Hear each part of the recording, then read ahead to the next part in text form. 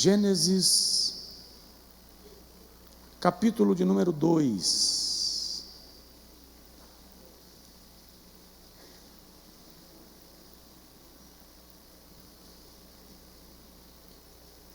Mesmo texto que nós lemos na semana passada. E disse o Senhor Deus, versículo 18: não que o homem esteja só,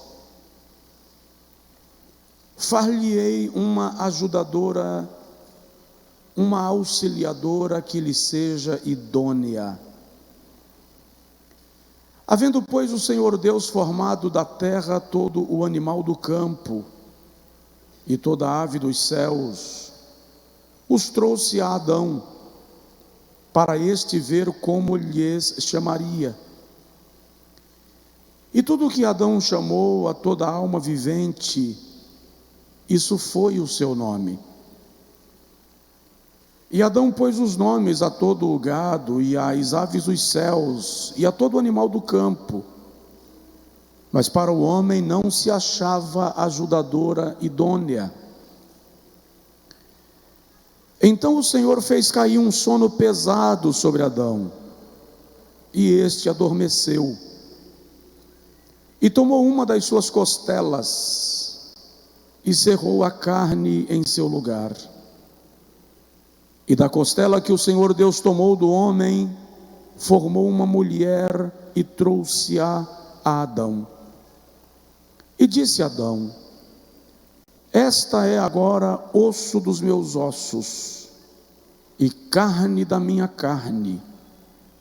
Esta será chamada mulher, porquanto do homem foi tomada. Portanto, deixará o homem seu pai e a sua mãe, e apegar-se-á à sua mulher, e serão ambos uma carne. E ambos estavam nus, tanto o homem como a sua mulher, e não se envergonhavam. Diga amém. Vamos agora para Mateus, por favor, Evangelho segundo Mateus, capítulo de número 19.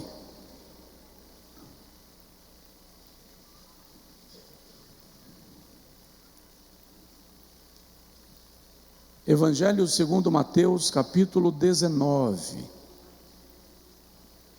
versículo de número 5. Portanto, deixará o homem seu pai e mãe, e se unirá à sua mulher, e serão os dois em uma só carne. É Jesus fazendo uma pergunta no seu discurso sobre a situação civil das famílias de Israel no seu tempo. Diga amém. Agora diga comigo assim: Senhor, a minha casa está edificada sobre a rocha. Amém. Podem sentar, queridos. Meus irmãos, vocês sabem, nós estamos há 10 semanas na campanha dos 12 cestos, falando sobre lidando com as coisas espirituais, destacando alguns fatores da nossa vida que são altamente espirituais e, pela naturalidade das coisas, e muitas vezes pelo relativismo do mundo moderno, nós terminamos por deixar de perceber a importância destes valores. Então eu já falei sobre o culto, sobre o púlpito, sobre a palavra, sobre o ministério. Falei sobre dinheiro, e eu disse aqui, dinheiro é também um assunto espiritual. Na semana passada eu falei aqui sobre casamento é mais espiritual do que físico. porque algumas pessoas pensam que o casamento se resume à união física, íntima, entre duas pessoas, mas o seu aspecto espiritual é profundamente denotado nas Sagradas Escrituras. Hoje, para dar sequência no raciocínio, eu vou mudar o tema, embora o raciocínio vai seguir aquele que deixei na terça-feira passada. Então hoje eu quero falar sobre casamentos de papel. Casamentos de papel. Por que casamentos de papel? Você vai entender ao longo da exposição bíblica. Porque algumas pessoas se mantêm juntas, mas não unidas. Elas se toleram, mas não se suportam. E isto em nome do conceito de que precisam permanecer casadas, porque para elas o casamento é aquilo que foi assinado diante de um juiz de paz, de um celebrante, de um sacerdote. Pessoas assim entendem que vale a pena fingir o casamento, porque um divórcio é pecado, como se fingir não fosse. E aí eu me lembro de uma mulher que um dia disse para o marido: eu fico viúva, mas divorciada não. Ela estava dizendo para ele: eu te mato, mas não me separo. Os irmãos vão de lembrar de um episódio não tão distante no tempo, de um casal chamado evangélico. A família viveu um crime violento de assassinato, e quando no depoimento se perguntou a quem cometeu o crime: por que vocês não romperam antes de acontecer uma tragédia dessa? E ela disse: porque divórcio é pecado segundo a Bíblia. Ou seja, como divórcio é pecado segundo a Bíblia, então se comete um crime que ceifa a vida do outro. É uma inversão. O princípio não é este, e eu não vim aqui para dizer que é melhor você jogar o casamento fora. Eu vim aqui para lhe dizer que o seu casamento é mais do que um papel assinado. Eu vim para lhe dizer que o seu casamento é mais do que um papel rubricado por um juiz, por uma autoridade civil, jurídica ou eclesiástica. Eu vim para lhe lembrar que o seu casamento é mais do que um álbum. Ele é um pacto, e Deus faz parte dele. Se nós folhearmos a Bíblia Sagrada, nós vamos observar que o casamento, sem sombra de dúvida, é a mais célebre de todas as uniões na sociedade. O estabelecimento de uma família à luz das Sagradas Escrituras é a realização mais importante da vida de um homem e de uma mulher, e é a aliança de mais longo alcance nas relações humanas. O casamento à luz da Bíblia é muito maior do que o célebre quadro da Santa Ceia, que é considerado um dos mais caros e raros do mundo. É mais importante do que a chegada do homem à lua. Gerenciar relacionamento tão próximo quanto o casamento é de uma habilidade extraordinária. Eu disse aqui semana passada, é como ginástica aquática. Você já viu nas Olimpíadas? Está todo mundo com a cabeça mergulhada, mas as pernas fazem o mesmo movimento. Casamento é aquilo, é uma sincronia poética, profética e divina. É como dirigir um carro que o homem está de um lado, a mulher está do outro, o volante e o acelerador está do lado do motorista, o freio e a embreagem está do lado do passageiro. Experimente essa sincronia. Casamento é a capela, é cantar sem acompanhamento de instrumento. Eu digo de quando em vez que no casamento a mulher é a rosa, o homem é o espinho. E eu disse isso uma certa feita numa cerimônia, e o noivo olhou para mim e fez assim: aí não, né, pastor? E eu disse a ele: vou te explicar. A função do espinho é proteger a pétala, não feri-la. Cada vez que uma mão grande vai lá no caule para quebrar, o espinho está lá para garantir a proteção da pétala. Casamento é blindagem, é fortaleza, é construção. Mas devo lhe lembrar que a sustentação do casamento, a base de firmeza do casamento, não é o amor. Nesse mundo novelesco das novelas sem fim, e quem já vivia na década de 80 e assistia novela escondido, eu digo escondido porque na década de 80 a igreja não permitia crente ver televisão,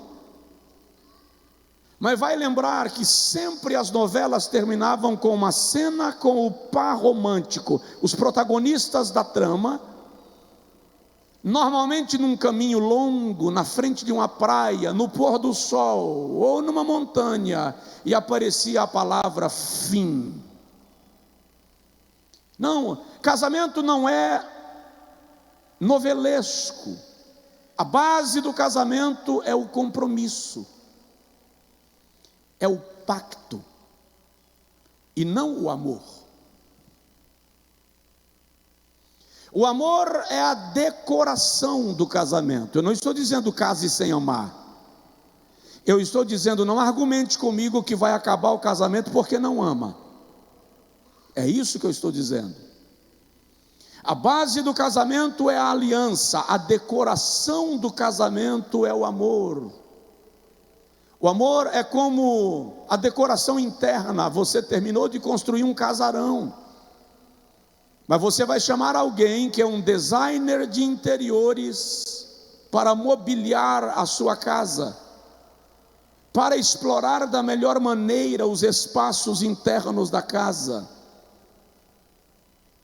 Este é o papel do amor.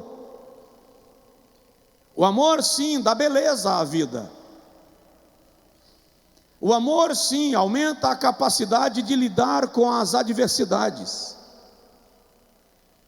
O amor, sim, olha para o indivíduo e, apesar de enxergar os seus defeitos, o ama mesmo assim. Deus é a pessoa mais interessada na tua casa, na tua família, no teu casamento. Agora vamos conversar um pouco sobre o conceito de casamento, para você entender a ideia de casamentos de papel. Eu disse aos irmãos aqui de uma moça que me procurou um dia e disse: não quero ir para a igreja, não quero mais ser crente, filha de um pastor, de algum outro ministério. E ela disse: os meus pais são líderes do ministério de família da igreja onde nós congregamos, mas os meus pais não se falam em casa. Eles não se comunicam nem para pedir água um para o outro. Eles não entram no quarto um do outro. Mas quando chegam na igreja, que param o carro, ele faz a volta, abre a porta do carro para minha mãe e entram na igreja de mãos dadas, porque eles precisam vender a imagem de casamento perfeito, porque separar é pecado, são casamentos de papel, mas a aliança está quebrada. Nós estamos na casa do Deus da aliança. Eu vou repetir porque somente 2 ouviram. Nós estamos na casa do Deus da aliança. Ele restaura a aliança que se quebrou. Deixa eu te fazer entender um pouco, e inicialmente, o conceito de casamento. E aí eu quero fazer uma análise da perspectiva jurídica e uma análise da perspectiva bíblica. Juridicamente, o casamento civil, ou chamada união civil, é um contrato entre 2 pessoas, tradicionalmente com o objetivo de constituir família. É um acordo que 2 pessoas fazem de juntas estabelecerem um projeto de vida. O papel primordial do casamento civil é assegurar o direito entre as partes, seja na alegria ou na dor, na união ou na desunião, na paz ou na guerra. O casamento civil ampara o direito de ambas as partes.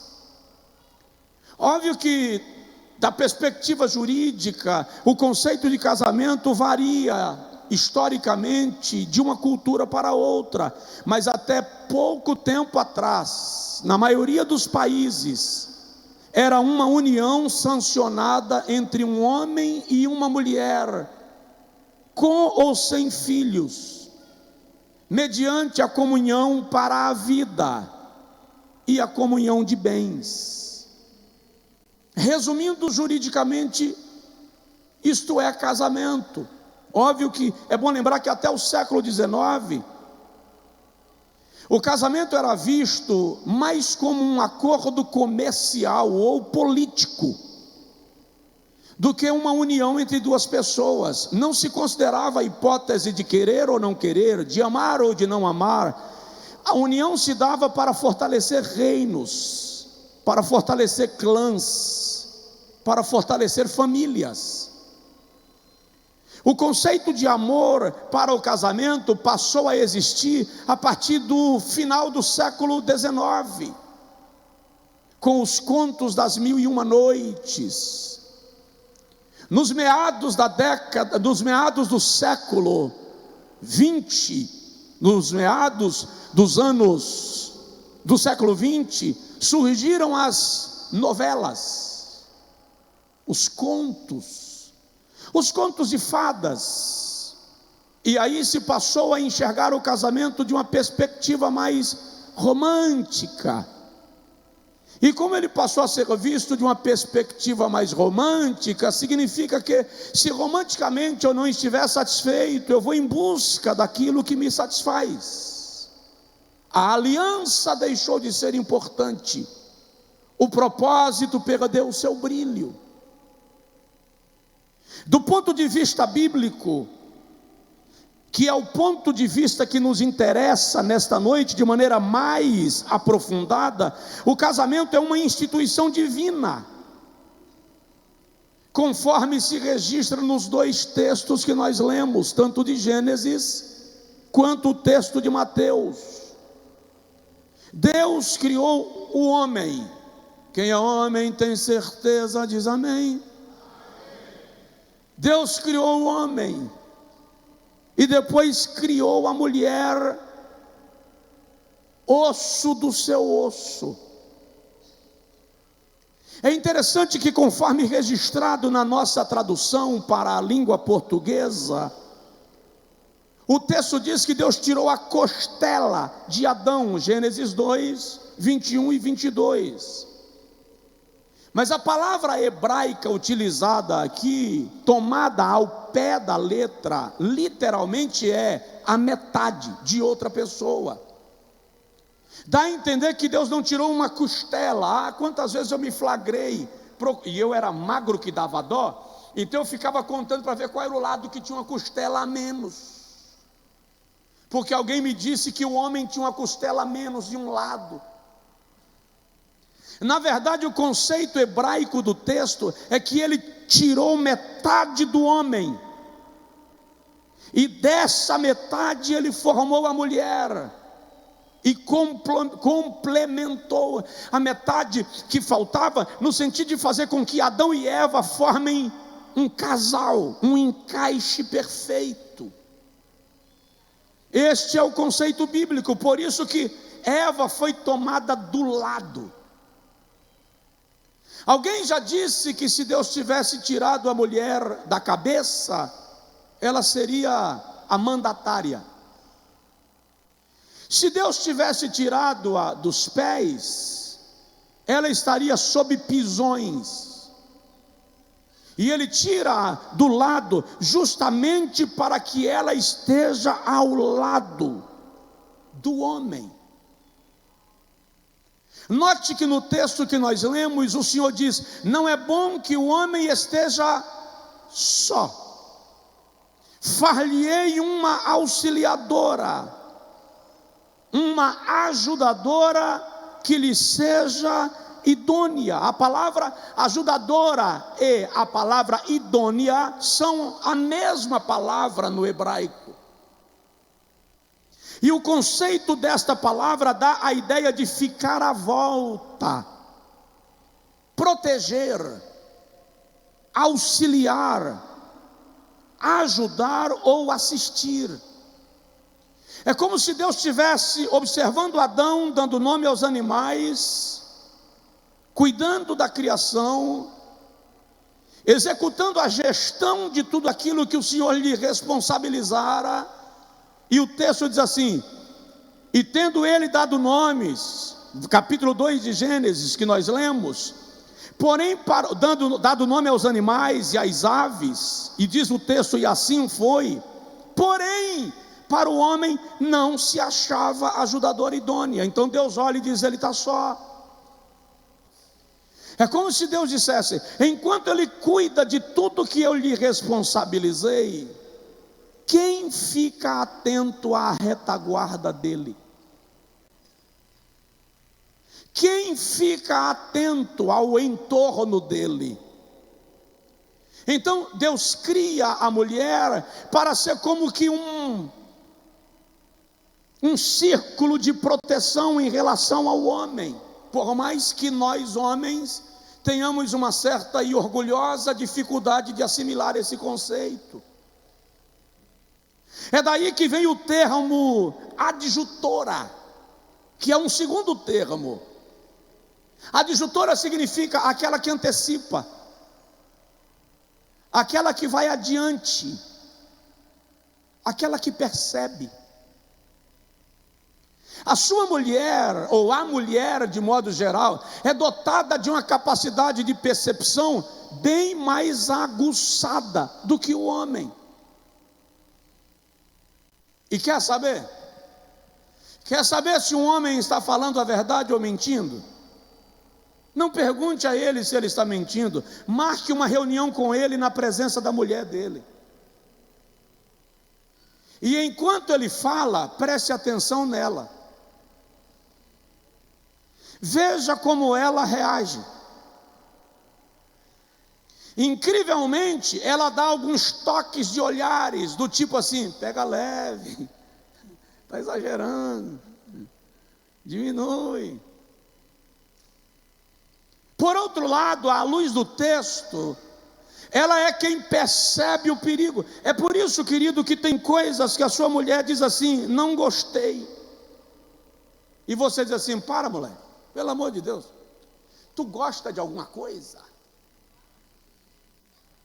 E na verdade, muitas vezes ela percebe aquilo que ainda não está perceptível. Ela tem uma... Por quê? Porque o conceito bíblico da mulher é como se ela fosse um satélite que capta os sinais em torno do ambiente.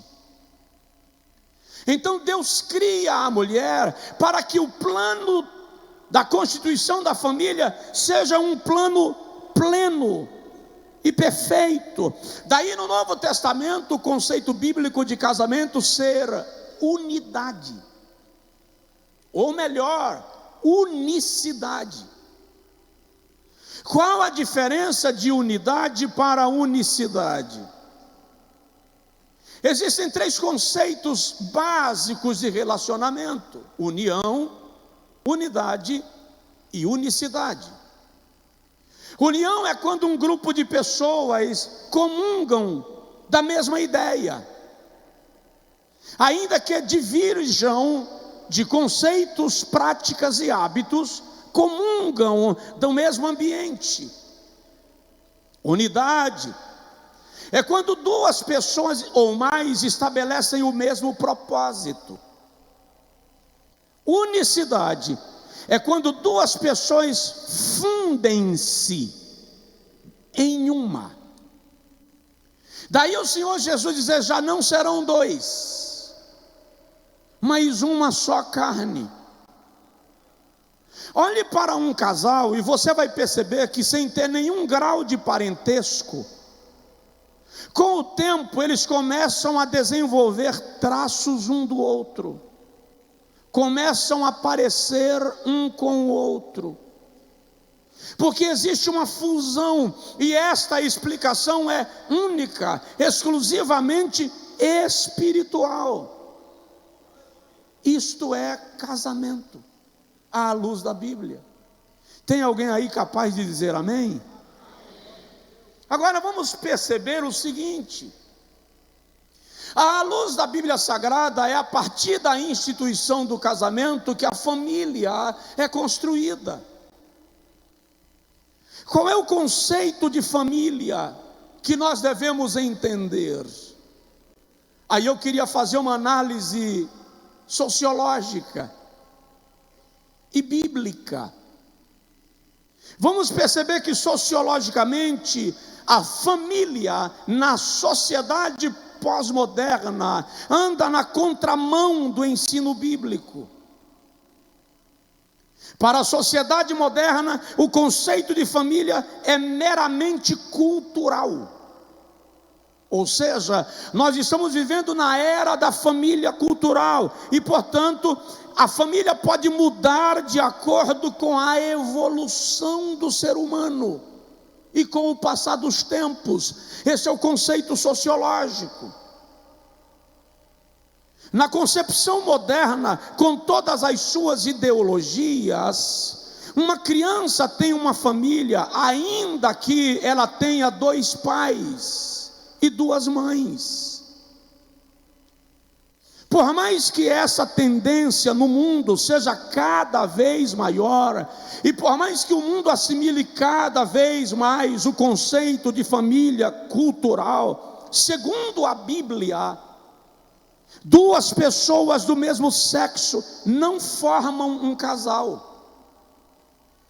Ou seja, não compõem uma família de fato, à luz das Sagradas Escrituras.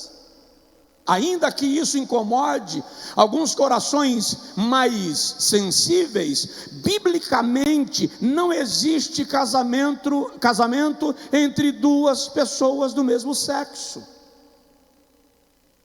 E entenda, ninguém é obrigado a concordar. Ninguém é obrigado a engolir esse jacaré com as pernas abertas. Esse conceito só é aceitável para aqueles que creem na Bíblia Sagrada como livro de regra, de prática e de fé.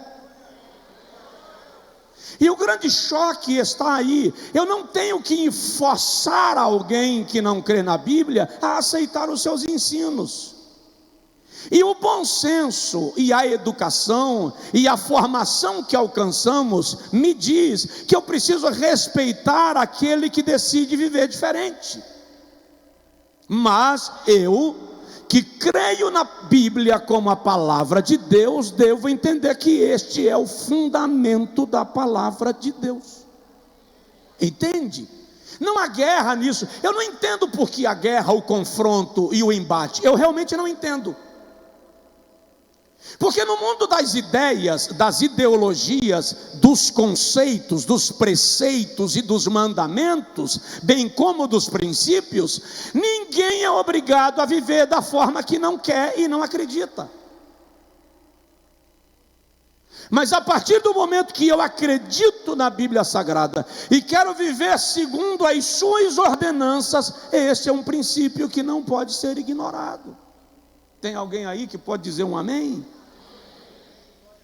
Veja só, quando Deus cria o homem, quem é homem levanta a mão. Todos os homens digam comigo assim: Ish. De novo, Ish. Ish é a palavra hebraica para homem. Então, cada vez que a sua mulher falar assim em casa, Ish, está te chamando. É a palavra hebraica para homem. Agora observe, nesta palavra existe uma pequena letra chamada Iod. É uma letra do alfabeto hebraico, Iod, que é a primeira letra de Ish. A palavra mulher, à luz do hebraico, é Isha. Isha, S-H-A. Nesta palavra existe uma letra chamada Rei. Iod, uma letra da palavra Ish, homem. Rei, uma letra da palavra hebraica Isha, que significa mulher.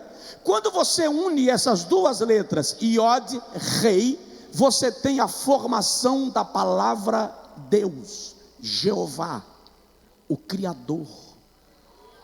Ou seja, quando um homem e uma mulher se unem, a assinatura de Deus é estabelecida, como um artista que acabou de concluir a sua obra e assina a sua obra para garantir que é da sua autoria.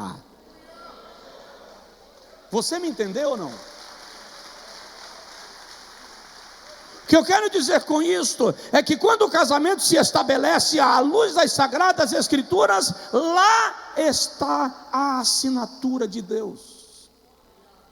Diga comigo: na minha casa está a assinatura de Deus. Veja, eu estou te mostrando que o casamento é espiritual. Ele não está preso às letras impressas numa pauta de ofício. Ele não está preso à assinatura de um senhor meritíssimo. Há uma assinatura divina. À luz das Sagradas Escrituras, uma família é formada de pai, mãe e filhos. A família, eu já disse e repito, é uma instituição divina, idealizada e criada pelo próprio Deus. Em outras palavras, a família é uma invenção de Deus e não do ser humano. Portanto, ela é permanente. Gênesis capítulo de número 1, versículos 26 e 27 diz assim: criou Deus, pois, o homem à sua imagem. A imagem de Deus o criou.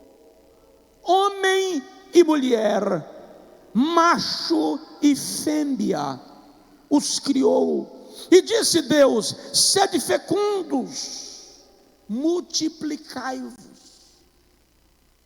É aqui que começa a família. A vida do casal é chamada de aliança. A vida íntima de um casal na Bíblia é chamada de dívida. Primeira carta de Paulo aos Coríntios, capítulo 7, versículo 4, Paulo diz: o marido pague à mulher a devida recompensa, assim como a mulher ao seu marido. E é interessante que o conceito de pagar ali é o conceito de imposto. Ou seja, não há opção, você tem um dever de pagar à sua mulher e ou ao seu marido a devida recompensa. E aí Paulo vem dizer assim: o corpo da mulher não pertence a ela mesma, mas ao seu marido. Assim como o corpo do marido não pertence a ele mesmo, mas à sua mulher. Se sua esposa estiver aí do lado, irmão, olha para ela e fez assim: está entendendo, varoa? Aí se o seu marido estiver aí do lado, diz para ele assim: entendi muito bem, senhor varão. Tá? Então, o conceito bíblico de família aponta para a ideia de que Deus estabeleceu isto como pacto. E é interessante, a valorização de Deus desta relação é tão profunda, que Paulo, escrevendo aos Coríntios no capítulo 7, diz que a mulher solteira cuida de como agradar ao Senhor, mas a mulher casada cuida de como primeiro agradar ao seu marido, para depois agradar a Deus. Em nome da religião, tem gente chutando o balde. Não, é a obra de Deus, quem é você? E Deus está olhando dizendo assim: ô santa, ei, eu estabeleci princípios para manter essa estrutura fortalecida. Tem alguém aí? Porque eu tenho com a sensação que eu estou sozinho na igreja. Tem alguém na internet aí, gente? Levanta a mão para nós. Agora diga comigo assim: pastor Josué, pode parar.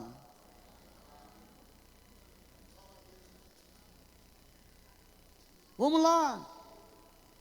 Quando você analisa o casamento à luz das Sagradas Escrituras, você percebe que o casamento é o primeiro ato do cuidado de Deus para com o homem. O primeiro ato do cuidado de Deus para com o homem é a criação da mulher, quando ele diz: não é bom que o homem esteja só, far-lhe-ei uma adjutora. Irmã, se o seu marido estiver do seu lado, olha para ele e faz assim: eu sou um sinal de que Deus te ama.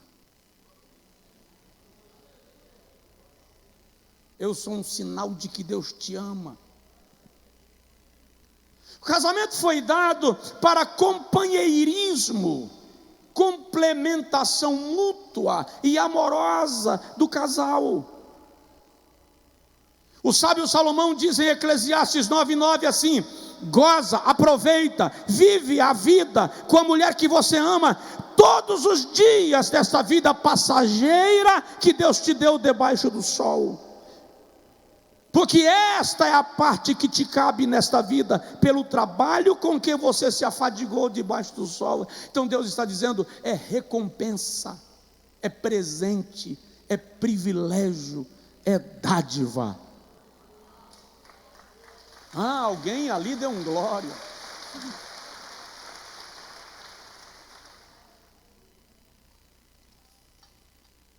Um outro detalhe importante, se você está anotando, quarto lugar, é bom lembrar que o casamento é a primeira cerimônia registrada nas Sagradas Escrituras. É o próprio Deus quem sela a primeira união do casal, Adão e Eva. Far-lhe-ei uma adjutora, uma auxiliadora que lhe seja idônea, aquela que percebe. De modo que eu vou dizer uma coisa: quando sua mulher disser assim, ó, toma cuidado com, não tome ao pé da letra, pode ser apenas uma cisma natural, mas não ignore, pode ter fundamento.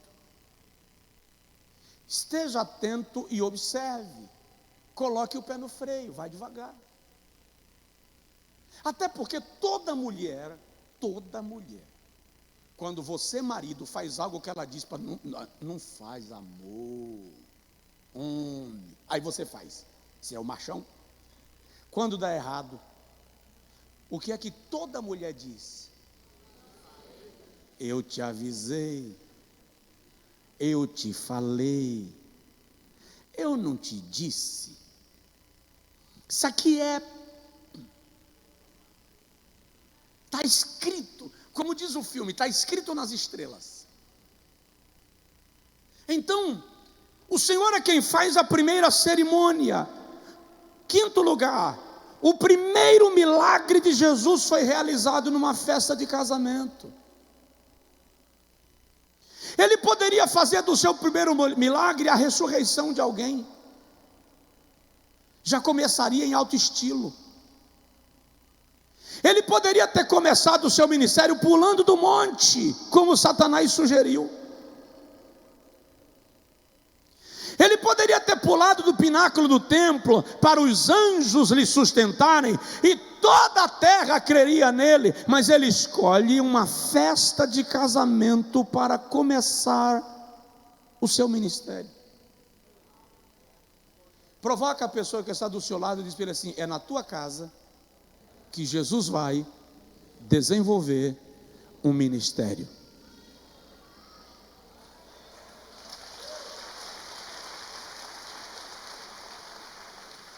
Isso é altamente importante e altamente espiritual. Quero lembrar aos irmãos que o casamento é o primeiro retrato do relacionamento entre Cristo e a igreja. Deus tem o casamento como algo tão altamente espiritual, que para retratar a relação da igreja com Cristo, os escritores sagrados são inspirados a chamarem a igreja de noiva e o cordeiro de noivo. E a partir do encontro com a chegada na glória, ela ganha o status de esposa, e ele é chamado de esposo. O apóstolo Paulo, quando escreve aos Efésios, no capítulo de número 5, versículo 22 a 25, diz: vós maridos, amai a vossas mulheres, como também Cristo amou a igreja. Vós mulheres, submetei-vos aos vossos maridos, assim como a igreja é submissa a Cristo. Eu já expliquei aqui para os irmãos que a palavra submissão é a junção de duas palavras, sob missão, ou seja, sob uma missão. O conceito bíblico de submissão não é a mulher debaixo da mão pesada de um homem que não entende o conceito de sacerdócio. O conceito de submissão é a mulher reconhecer a missão que Deus deu ao seu marido, e ela decide partilhar com ele o peso desta missão. Um homem, para ser autoridade, não precisa jogar o prato na parede, bater na mesa e dizer quem manda. Presta atenção, quando você precisa dizer quem manda, faz muito tempo que você não manda mais nada. Quem tem autoridade não precisa reivindicá-la. Ela é automaticamente reconhecida. E um aspecto bíblico que não dá tempo de falar agora, é que Deus estabeleceu papéis tão bem definidos na estrutura da família, que não há porquê ter choque. Não há porquê medida de forças. O conceito de guerra dos sexos é completamente antibíblico. É só entender os papéis, valorizá-los e seguirem dentro do plano que Deus estabeleceu. Se casamento é espiritual, pode chamar a presença de Deus para a sua casa, porque Ele vai. No Antigo Testamento, em penúltimo lugar, você vai encontrar o casamento de Deus. Eita, que heresia, pastor, que barbaridade, isso é heresia? Não. Deus se apresenta para Israel como marido. A Bíblia retrata a nação de Israel como esposa. Isaías capítulo 54, versículo 5 até o versículo 8, o texto diz: o Senhor Jeová será o teu marido. O Senhor assume a nação como esposa. Presta atenção nisto. Quando Israel começa a migrar para a idolatria, o Senhor levanta o profeta Oséias. E o Senhor diz ao profeta Oséias: vai e toma para ti como esposa uma mulher adúltera.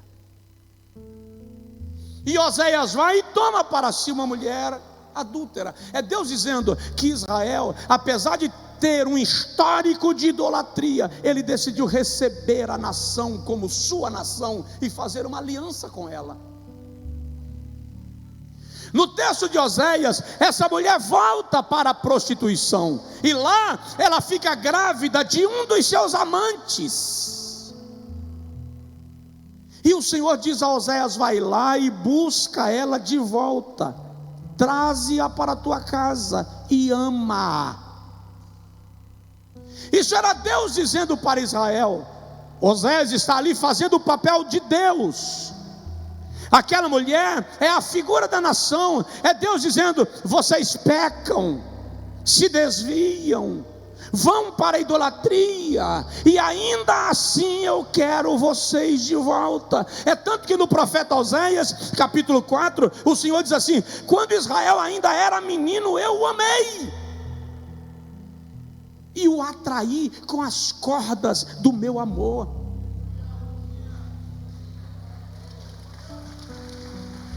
Nós encontramos aqui Deus se revelando com um coração apaixonado, amando a nação. É claro que essa linguagem na teologia cristã é chamada de antropopatismo. Traduzindo, antropopatismo é atribuir a Deus sentimentos humanos para fazer compreensível a mensagem que Ele está comunicando.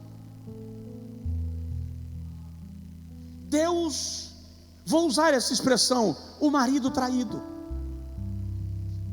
e ainda assim querendo de volta a nação, querendo restaurar a comunhão. Como Israel permanece pecando, como Israel permanece adulterando com os deuses, você vai encontrar em Isaías capítulo 50, versículo 1, Israel sendo apresentada como esposa repudiada. É como se Deus dissesse: não vou romper contigo, mas não vamos mais conviver como relação íntima, porque Israel nega a fidelidade a Deus. O Senhor não quer se apartar de Israel, mas não pode aprovar os seus pecados. Mas para retratar a cena, Ele coloca como se essa relação fosse um casamento. Tem alguém me entendendo aí? Diga comigo: casamento é espiritual, não é de papel. De repente, lá no texto de Jeremias capítulo 3, versículo 8 a 18, o Senhor declara que Ele deu carta de divórcio para Israel. Como a nação lhe rejeita, Deus decide não forçá-la, porque Deus não força ninguém a querê-lo.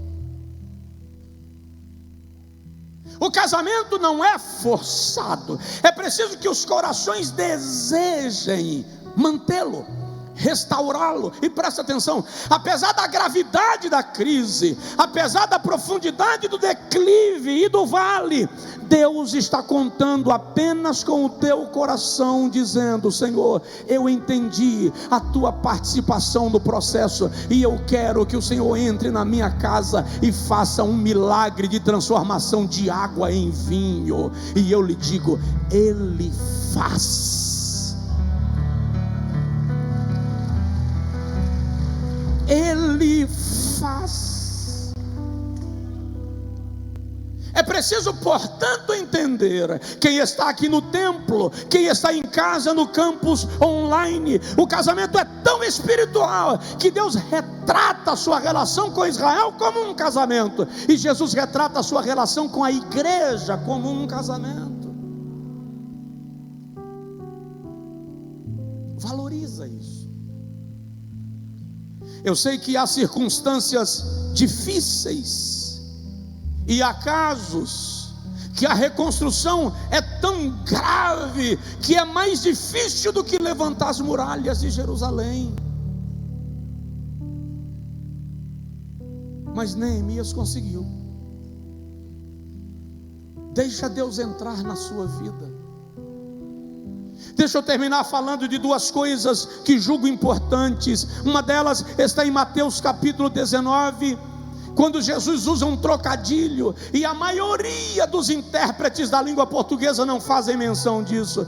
Em Mateus 19, Jesus fala de dois fatos diferentes: divórcio e repúdio.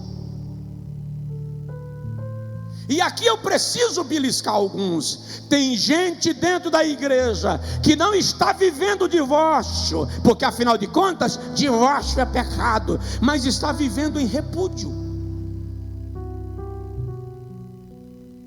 E o que Jesus diz em Mateus capítulo 19 é que o repúdio escraviza, oprime, humilha, rechaça e adoece. A palavra grega para repúdio é apoluo, e a palavra divórcio é apostasion. E Jesus usa os dois termos nos textos de Mateus capítulo 19 e nos textos de Lucas. O que acontece? Presta atenção nisso e a gente vai encerrar. Eu quero que você entenda. Lá em Deuteronômio capítulo 24, versículo 1 e 2, a lei diz assim: se o homem encontrar na sua mulher alguma coisa indecente, lhe dará carta de divórcio. Os rabinos mais antigos, mais ortodoxos, traduziram alguma coisa indecente como ato imoral, caracterizando um ato de infidelidade, de porneia. Mas nos dias de Jesus havia duas escolas de pensamento e de interpretação da lei. A primeira era a escola de Shammai. A escola de Shammai começou a interpretar que coisa indecente era qualquer coisa que não agradasse o homem. Então de repente ele olha para a mulher e diz assim: não gosto mais dos seus cabelos porque estão ficando brancos, então eu vou encontrar uma que ainda tenha os cabelos pretos. Essa interpretação estava sendo aplicada nos dias de Jesus.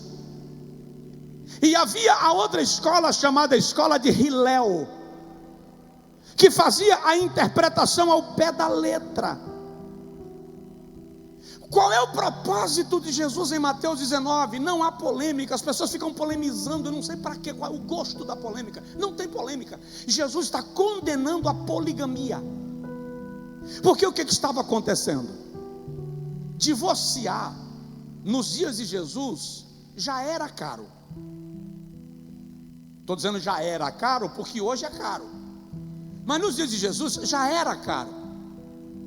Como é que funcionava o divórcio? O indivíduo tinha que escrever uma carta de divórcio para sua esposa, dando a ela, portanto, liberdade. Mas não era só isso. Era preciso procurar o sinédrio para trazer o documento do dote que ela trouxe para o casamento. Ele tinha que devolver a ela o dote. E o sinédrio ia calcular tudo aquilo que ele ganhou em cima do dote dela, e ele tinha que devolver. Era caro. Então o que os homens dos dias de Jesus estavam fazendo? Para não dar carta de divórcio, eles repudiavam. O que era repudiar?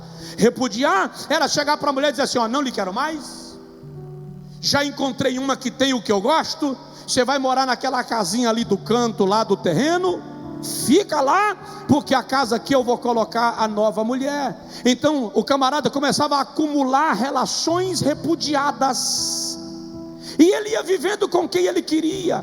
Isso oprimia a mulher, escravizava a mulher, machucava, roubava o seu direito. E Jesus está aqui condenando a poligamia, condenando a quebra da lei e condenando a opressão da mulher na relação familiar.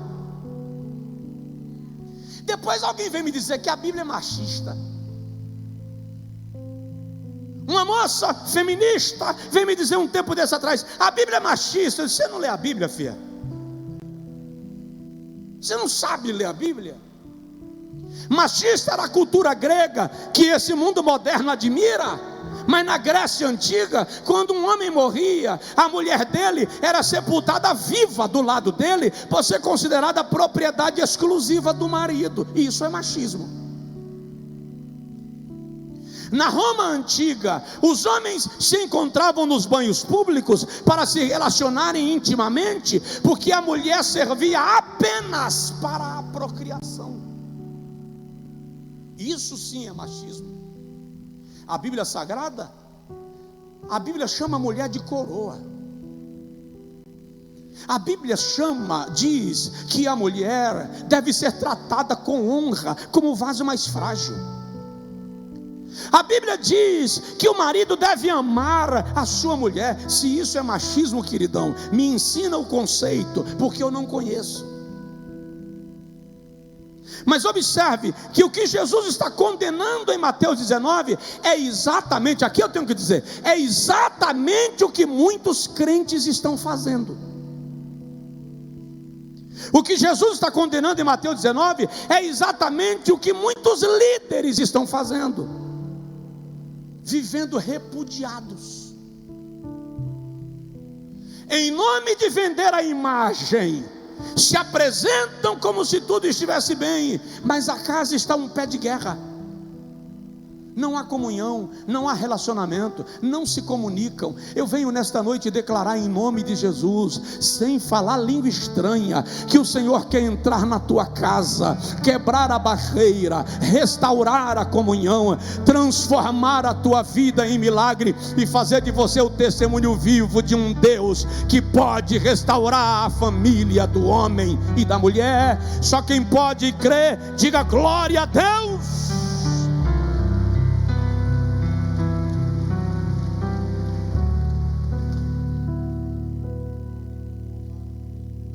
Vamos terminar? Diga comigo: Senhor, entra na minha casa.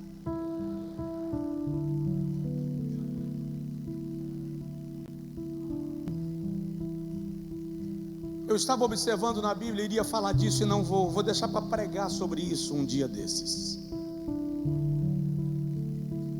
O penúltimo tópico dessa reflexão eu coloquei como solteiros, mas felizes. Biblicamente, você vai analisar que há pessoas que não têm aptidão para o casamento. E é incrível que na igreja você fica assim: por que você não tem namorado? Por que você não tem namorada? É incrível como o crente é PhD em constrangir. É incrível como o crente é especialista em se meter na vida do outro. Deixa a pessoa viver em paz. Mas eu vou deixar para eu pregar sobre isso exclusivamente outro dia. Solteiros, mas felizes. Eu não estou dizendo, volto a repetir, claramente seu casamento não é descartável.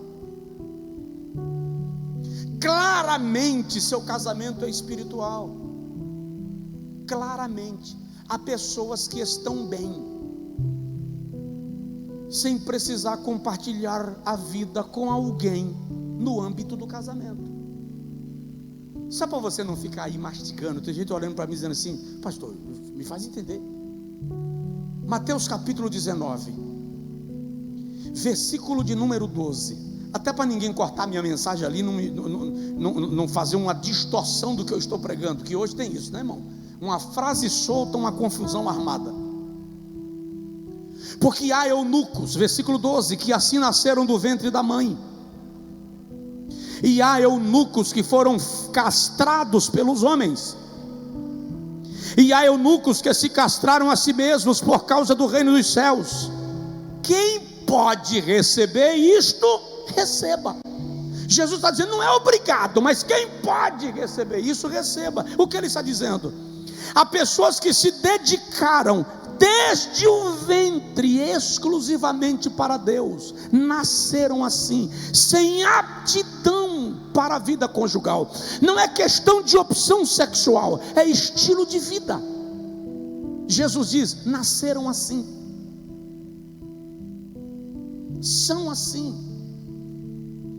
Aí Jesus diz que há aqueles que se tornaram forçados pelos homens, ou seja, por força das circunstâncias se tornaram ou decidiram se tornar. É aquela pessoa que perdeu o casamento, mas decidiu seguir a vida em paz com Deus e humanamente sozinha no aspecto de casamento. É aquele rapaz, é aquela moça que ficou viúva e decidiu que vai se dedicar exclusivamente a Deus. É aquela pessoa que decidiu que vai viver para cuidar dos seus pais, forçado, tornado pelos homens, ou seja, as circunstâncias lhe encaminharam nessa direção. E aí Jesus diz, e há aqueles que se fizeram, ou seja, tomaram uma decisão pessoal, eu decidi que eu quero viver assim. Não é alguém que vai viver de aventuras, não é esse o perfil aqui. Não é alguém que vai viver de relacionamento em relacionamento, não é esse o perfil aqui. É alguém que decidiu viver inteira, completamente, absolutamente para Deus e para o seu propósito. Tem alguém me entendendo? Olha para a pessoa do seu lado e diz assim, você não é obrigado. Jesus diz assim, quem pode receber, receba. Vira para o seu vizinho e pergunta para ele assim, você pode? E ele encerra a questão, ele anula o assunto. Agora deixa eu te dizer uma coisa, quantos casados estão aqui? Levantem as mãos. Quantos casados? Levantem as mãos. Quantos casais? Levantem as mãos. Quantos que não são casados, mas pretendem se casar? Levante-se a mão. Deixa eu te dizer uma coisa para a gente encerrar e orar. Todo casamento tem pelo menos 5 fases. Anota aí as 5 fases do casamento e descobre qual é que você está vivendo. Não vou tomar tempo não, é rapidinho, isso aqui vale uma pregação inteira, então eu vou só citar. A primeira fase do casamento eu chamo de fase do mel. Tudo é belo, tudo é romântico, ele é lindo, ela é linda. Tem 6 meses de casado, ele engordou 60 quilos mas está linda. Tudo é perfeito, tudo que ele fizer, tudo que ela fizer, até o jeito de ela andar. Ela anda e você fica assim.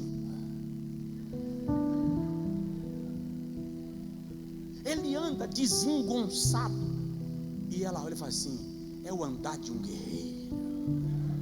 É a fase do mel, tudo é encantador. Ela não sabe nem fritar ovo, mas quando ela coloca a comida na mesa, ele fala assim, você é a melhor cozinheira que eu já vi.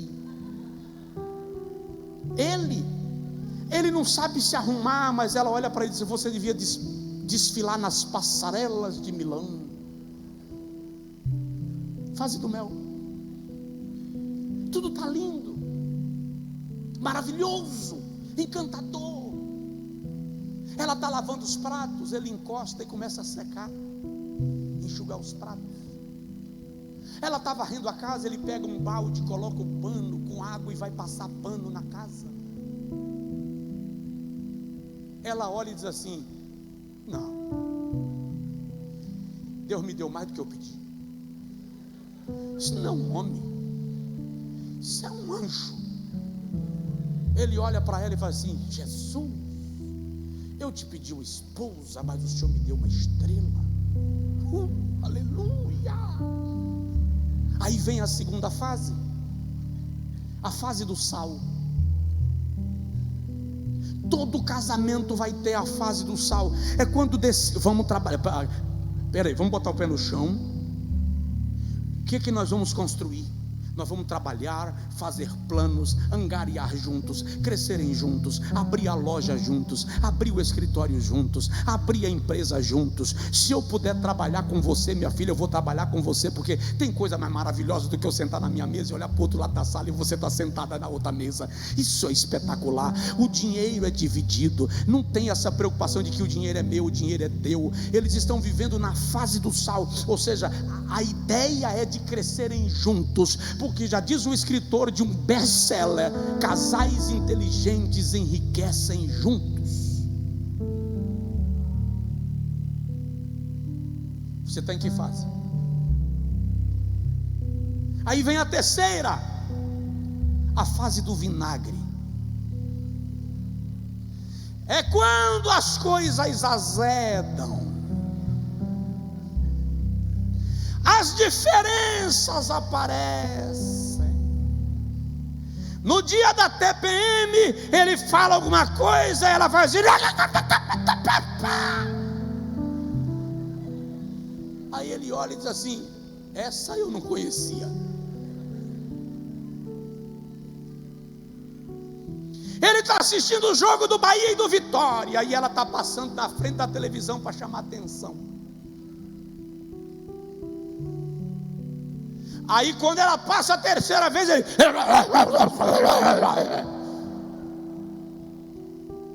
Ela diz: casei com um príncipe montado no cavalo. O príncipe foi embora e o cavalo ficou.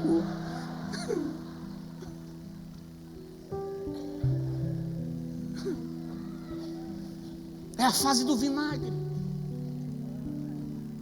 Surgem os impasses, a diferença na educação dos filhos.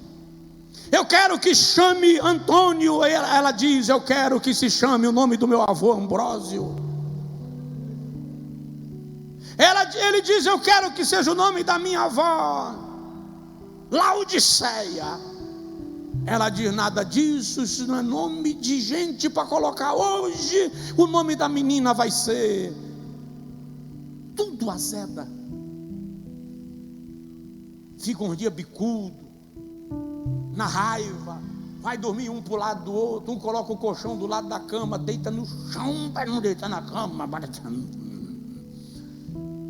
Aí ela vai e se queixa com a mãe. Se a sogra não for inteligente, aí começa a descer a unção da sogra no casamento. Só Jesus na terra. Quem é sogra? Levanta a mão. Deus abençoe.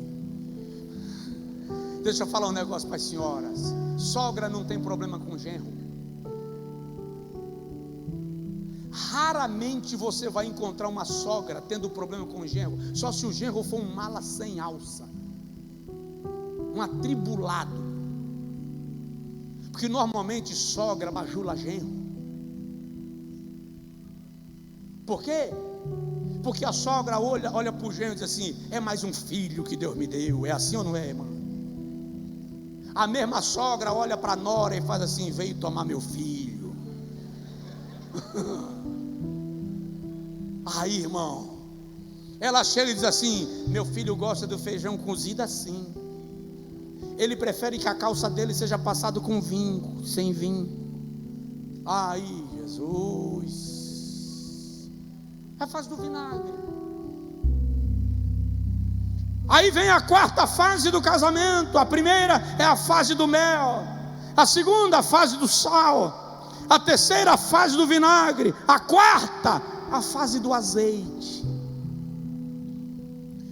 Todo casamento tem crise, todo casamento enfrenta dificuldade e adversidade. Todo casamento tem choque e arranhão, mas a fase do azeite diz: a cura logo vem. O milagre vai acontecer, a unção, a crise desenvolve nele e nela a decisão de dependerem de Deus.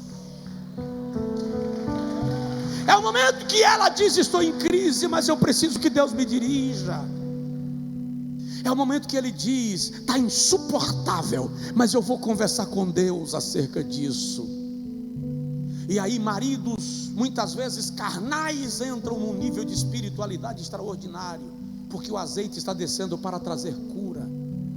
Diga comigo: haverá cura na minha casa. E aí vem a fase do vinho. A fase do vinho é aquela que quanto mais o tempo passa, mais eu te amo. Quanto mais o tempo passa, mais eu te quero. Os traços começam a ser assimilados. O amor se torna maduro, sustentável. Você conhece os defeitos, mas quer mesmo assim. Já viu aqueles carros na rua que dizem assim: é velho, mas é meu? Quando chega na fase do vinho no casamento, ela olha para o marido e diz assim: é velho, mas é meu. É barrigudo, mas é meu. Ele olha para ela e diz: está cheio de cabelo branco, mas é minha. Entende? Tem dia que está azedo, a TPM aqui desce, que desce com poder avassalador, mas é minha. Só vai demorar 5 dias esse trem. Daqui do 6º dia a bênção chega, aleluia. Porque chegaram na fase do vinho. As dificuldades vão continuar existindo, mas o vinho é doce. A maturidade chegou. Não se fica mais brigando por causa de besteira. Vou brigar porque ela botou um vestido florido e eu queria um vestido liso. Não. Quando chega na fase do vinho, esse tipo de coisa está bem para você, minha filha. Você está gostando? Então está maravilhoso. Na fase do vinagre, ela está na festa de aniversário, alegre com as amigas. Ele chega no ouvido e diz assim: acho bom parar de comer, porque já passou do peso, ó. Acabou a festa, uma confusão está armada. Na fase do vinho, ela está comendo um boi, e ele olha para ela e diz assim: é linda até comer. Todo casamento tem essas fases. Em que fase você está vivendo? Qual é a fase da tua casa? Vou te dar uma notícia: Jesus está na porta. Eu vou repetir: Jesus está na porta, está tocando a campainha, e ele diz assim: eis que estou à porta e bato. Se alguém, ele não disse os dois, ele disse: se alguém ouvir a minha voz, se um ouvir a voz e abrir a porta e dizer: entra, Jesus.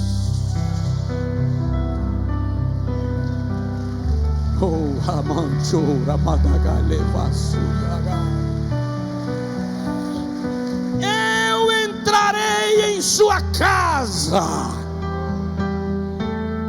me assentarei à mesa e cearei com ele e ele comigo. Dá uma sacudidela de leve no seu vizinho e diz para ele: chama Jesus para a mesa. Fica de pé, por favor. Chama Jesus para a mesa.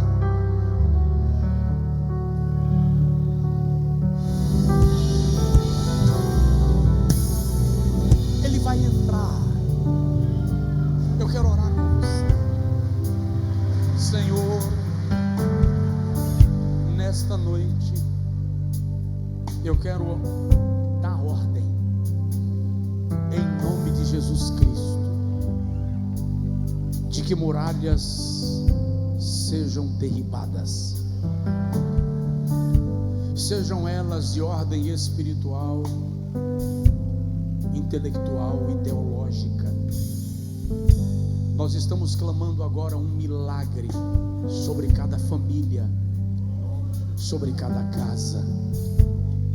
O Senhor mora na nossa casa. O Senhor é o construtor e condutor da nossa história. E nós consagramos ao Senhor agora a nossa vida. Nós consagramos ao Senhor agora o nosso casamento. Nós consagramos ao Senhor agora a nossa aliança. Nós consagramos ao Senhor agora os nossos filhos. E nós declaramos que toda nuvem maligna que paira sobre esta família que está aqui no templo ou no culto online, seja agora dissipada em nome do Senhor Jesus Cristo. Nós declaramos agora, Senhor, corações tocados pelo Espírito Santo e tratados pelo Espírito da graça. E nós ministramos sobre cada vida na autoridade do nome de Jesus Cristo. Diga comigo: a minha família estará comigo na arca. Diga comigo: eu não abro mão dos meus filhos comigo na arca. Diga comigo: eu não abro mão de um milagre, de restauração, de restituição no meu casamento, em nome de Jesus, em nome de Jesus, em nome de Jesus.